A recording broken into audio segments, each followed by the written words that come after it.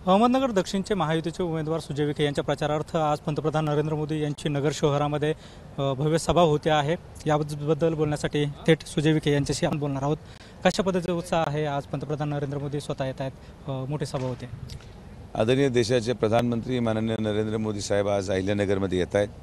प्रचंड उत्साह लोकांमध्ये आहे। जवळपास 1 लाख लोक या ठिकाणी येणं अपेक्षित आहे, असं टार्गेट आहे।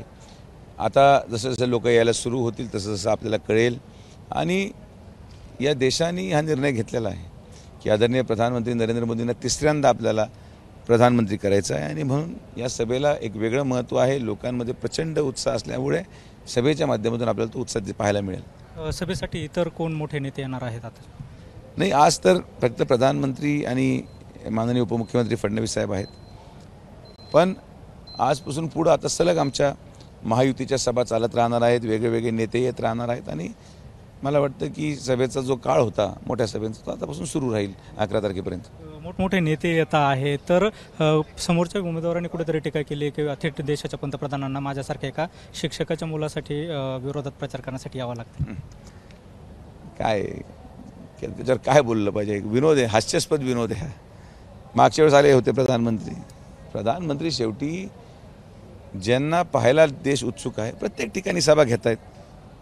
आता मी त्यांचा उमेदवार आहे म्हणून ते माझा प्रचार करणार, कोणाच्या विरोधात येत नाही आहेत आणि कोणाला त्या ठिकाणी असं वाटू नये की मला पाडण्यासाठी कोणीतरी बोलावं लागलं, असं अजिबात नसतं। उलट विपरीत परिस्थिती अशी आहे की त्यांचे जे राष्ट्रीय नेते आहेत, आमचे तरी एकदाच येणार आहेत, त्यांचे राष्ट्रीय नेते इथं तर ठोकूनच बसलेले आहेत। त्यामुळं आता हे हास्यास्पद विनोद जो झाला आहे तो जनतेला पाहू द्या टीव्हीवर। दुसरीकडे अमोल कोल्हे यांनी देखील टीका केली की विखेंची त्रिपट उडालेली आहे, त्यांना मोठमोठ्या नेत्यांना इथं बोलावं लागतं सभेसाठी। अहो, जो माणूस 5 वर्ष घोड्यावरच राहिला, कधी जमिनीवरच दिसला नाही, त्यांनी टीका करावी का? इथं येऊन ॲक्टिंगसारखं भाषण करायचं आणि नंतर परत गायब व्हायचं। 5 वर्ष किती विकास निधी आणला, त्यांचा 60% निधी जो अखर्चित गेलेला आहे, त्यांनी इथं येऊन भाषण करणं तर काय, जाऊ दे, तो विषय सांगण्यासारखा पण नाही आहे। त्यांनी मालिका करावी, उत्तम ॲक्टिंग आहे आणि प्रॉब्लेम असा आहे की समोरच्या पक्षामध्ये सगळे ॲक्टर भरलेत। आता ते ॲक्टर आहेत, आता त्याचं हळूहळू इकडं सरकत चाललं आहे, इथून तिकडं सरकलं होतं। तर हे एक मोठं ज्याला आपण TV सिरियल बनवू शकते। समोरच्या पक्षाच्या सगळ्या उमेदवारांना जर घेतलं तर एक उत्कृष्ट सिरियल तयार होईल, असं माझं व्यक्तिशः मत आहे। इथे जो मंच दिसतोय त्याच्यावरती आम्हाला एक मूर्ती दिसते पुण्यश्लोक अहिल्यादेवी होळकरांची, एक वेगळे पण दिसते, काय नेमके उद्देश आहे? आज राज्याच्या सरकारने, माननीय मुख्यमंत्री आणि उपमुख्यमंत्र्यांनी हा निर्णय घेतला। अहमदनगरचा अहिल्यानगर करायची घोषणा झाली, केंद्राकडे आता तो प्रस्ताव पाठवलेला आहे आणि त्यामुळं आज मागच्या वेळेस जेव्हा प्रधानमंत्री आले होते तेव्हा अहमदनगर होतं, आज ते जेव्हा येत आहेत तेव्हा प्रस्तावित अहिल्यानगर आहे।